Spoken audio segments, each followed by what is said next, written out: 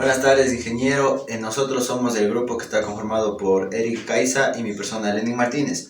A continuación les vamos a dar el circuito del acondicionamiento, transmisión, recepción y las etapas de las alarmas, lo que es high-high, low-low y high-low.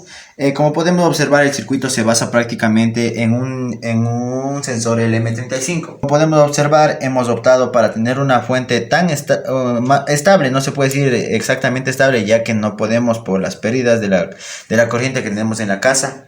Hemos optado por hacer la transformación del transformador con los elementos 7812 y 7912 para tener voltaje positivo y negativo, alimentaciones de nuestros circuitos. Pues hemos optado por hacer un divisor de tensión como simulación de un sensor LM35. Como podemos observar, el sensor LM35 a 0 grados centígrados nos tiene que marcar un volt. Ya, acá en la simulación, este divisor de tensión que tenemos aquí, ahorita nos encontramos con 0 voltios centígrados, 0 voltios. Eso nos quiere decir que estamos a una temperatura ambiente de 0 grados centígrados. A 100 grados centígrados nos tiene que marcar un voltio. Como podemos observar acá en la simulación, nosotros tenemos el sensor a 0 voltios que nos da 0 grados centígrados. Le subimos a 100 ahí. Como podemos observar, a 100 grados centígrados tenemos un voltio de valor. Como podemos observar aquí, un voltaje que tenemos aquí de 1 voltio con décimas que nos aumenta.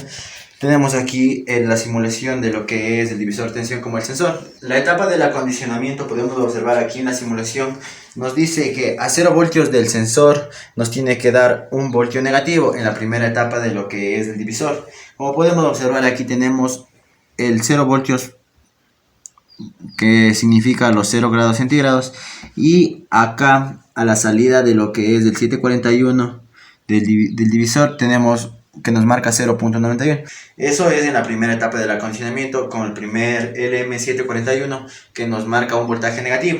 A la salida nos tiene que marcar el valor negativo invertido al valor positivo. Como podemos observar aquí, a la salida del segundo 741 nos marca ya un valor de 7 de positivo 1.18. Seguido tenemos la etapa de la transmisión. ¿En qué consiste la etapa de la transmisión? Que a la salida del acondicionamiento a 1 voltio nos tiene que marcar 4 miliamperios. Como podemos observar, tenemos aquí lo que es la salida de 1 voltio punto 15 positivos. Y nos dirigimos al circuito. Al circuito, para medir el amperaje tenemos que abrir el circuito. Y como podemos observar, esta resistencia de acá se nos está mandando a tierra. Le vamos a hacer de abrir el circuito para que nos dé el voltaje, el amperaje que necesita requerido.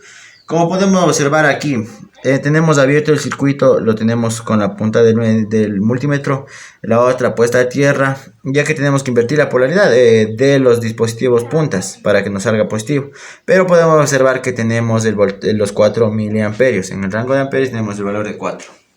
Bueno, en la etapa de lo que es la transmisión, el TL082 tenemos que hacer de alimentar con menos 2 voltios positivos y menos 2 voltios negativos. Lo que es la alimentación del menos 2 voltios negativo para la entrada de la alimentación y el 2 voltios positivo. Bueno, después de la etapa de transmisión tenemos lo que es la etapa de recepción. ¿En qué consiste la etapa de recepción? La etapa de recepción consiste en que a 4 miliamperes tenemos una salida de 0 voltios y a 20 miliamperes tenemos una salida de 5 voltios, mismas que nos servirán para alimentar la etapa de alarmas que a continuación mi compañero les va a explicar. Buenas tardes, ingeniero.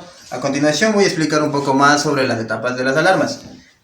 Aquí tenemos la primera etapa, que es la alarma alto-alto, que consiste que a temperaturas mayores de 70 grados la alarma tiende a encenderse. En la segunda condición de la alarma 2, la temperatura tiende a encenderse mayor a 90 grados, como ven a continuación.